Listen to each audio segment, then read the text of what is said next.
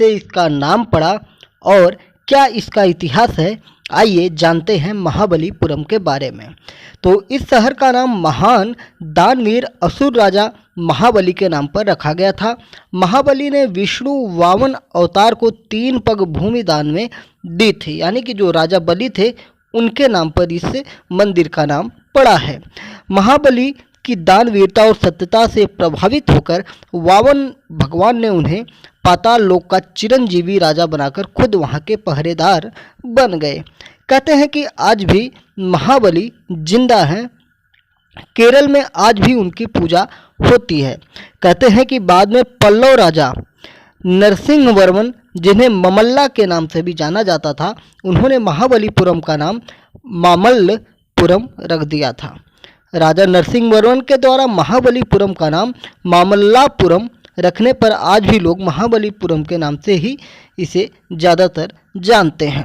महाबलीपुरम के गुफा मंदिरों का क्षेत्र 6 किलोमीटर तक फैला हुआ है। एक गांव के पास पत्थर काटकर लंगूर के समान बंदरों का एक समूह भी बनाया गया है। वहां से समुद्र की ओर एक धर्मशाला है, उसके पास ही दुर्गा जी की मूर्ति है और उनके पास 7 और देव मूर्तियां स्थापित की गई हैं। वहीं से थोड़ी दूरी पर एक 4.5 फुट ऊंचा शिवलिंग है जिसमें नक्काशी की हुई है। उस शिवलिंग मूर्ति से कुछ मीटर पर नंदी की मूर्ति भी है। तो आपको पता होगा कि नंदी की मूर्ति हमेशा शिव जी के सामने ही होती है। अगर हम यहाँ के दर्शनीय स्थलों के बारे में बात करेंगे तो लगभग 2 किलोमीटर जाने पर समुद्र के किनारे मंदिर के द्वार पर शिव पार्वती की युगल मूर्ति बनी है। युगल का मतलब होता है पति पत्नी, यानी कि जोड़ा। तो शिव और पार्वती की एक साथ मूर्ति बनी हुई है। एक दीवार में एक अष्टभुजा मूर्ति है। मंदिर का द्वार समुद्र की ओर है। मंदिर द्वार में 11 फुट ऊंची विष्णु भगवान की मूर्ति है, यानी कि जो हमारा मंदिर है वो समुद्र की तरफ दिखाई देता है, यानी कि समुद्र मंदिर के सीधा सामने है। इस मंदिर के पश्चिम में एक मंडप है, दक्षिण में एक सुंदर सरोवर है, सरोवर के बीच में भी एक मंडप है। इस स्थान से पश्चिमोत्तर लगभग 2 किलोमीटर दूर राह स्वामी का मंडप है। इसमें हिरण्यक्ष दैत्य के ऊपर एक चरख, दैत्य के ऊपर चरण रखे वराह भगवान खड़े हैं।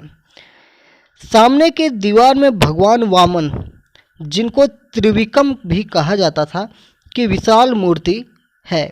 भगवान का चरण ऊपर उठा है। स्वर्गादि नापने के लिए दोनों चरणों के पास बहुत सी देव मूर्तियाँ बनी हैं। यहाँ भित्तियों में गंगा, लक्ष्मी, भगवान विष्णुवाद की मूर्तियाँ हैं। तो वामन जो अवतार था भगवान विष्णु का, उन्होंने राजा बलि से 3 पग भूमि मांगी थी और उसी का चित्रण यहाँ पे किया गया है। इस स्थान से उत्तर में गणेश जी का एक गुफा है। वहाँ से दक्षिण पूर्व जाने पर एक ऊंची चट्टान मिलती है, उसे लोग अर्जुन की तपोभूमि भी कहते हैं। वहाँ के दाहिने कमरे में हाथी के ऊपर सवार स्त्री पुरुष की मूर्ति तथा बहुत से बंदरों की मूर्तियाँ हैं।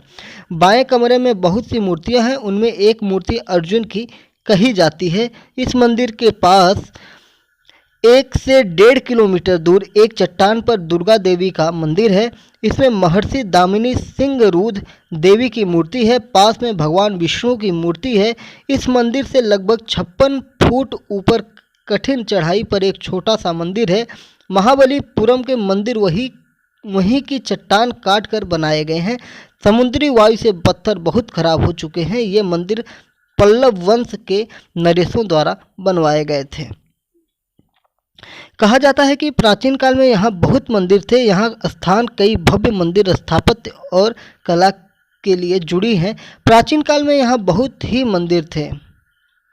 सागर तटों के लिए ये प्रसिद्ध हैं। महाबलीपुरम के बारे में माना जाता है कि इसके तट पर 17वीं शताब्दी में 7 मंदिर स्थापित किए गए थे और एक मंदिर को छोड़कर शेष 6 मंदिर समुद्र में डूब गए हैं। सौर मंदिर जो है महाबलीपुरम के समुद्र तट पर स्थित, यह मंदिर प्राचीन वास्तुकला का एक बहुत ही सुंदर उदाहरण प्रस्तुत करता है सोर मंदिर। फिर उसके बात करेंगे तो गंगा अवतरण का स्मारक भी महाबलीपुरम के कोरोमंडल तट पर कांचीपुरम जिले में स्थित है। तो ये रही महाबलीपुरम के बारे में कुछ छोटी सी जानकारी। उम्मीद है कि आपके किसी न किसी काम में जरूर आएगी। जब भी आप भारत के पर्यटन की दृष्टि से जाएंगे तो वे आपके लिए बहुत ज़रूरी होंगी। और भी चीज़ें मैं आपको आगे बता देता हूँ।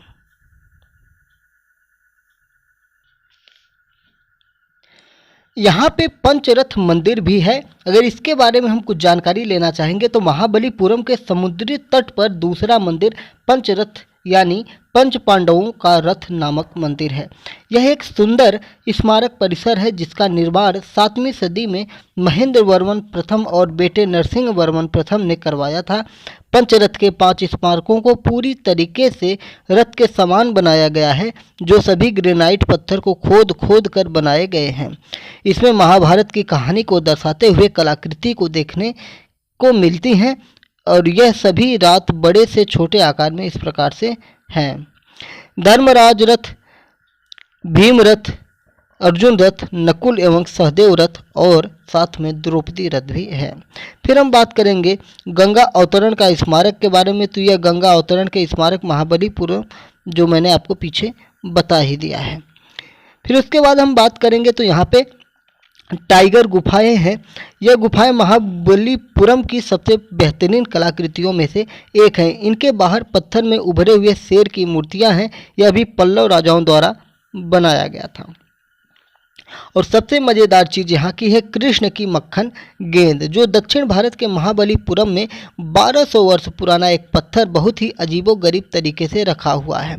इसे देखकर लगता है कि यह जरा से टल्ले में नीचे गिर पड़ेगा, यानी कि हल्का सा आप उसको टच करेंगे तो भी नीचे गिर जाएगा, लेकिन ऐसा नहीं है।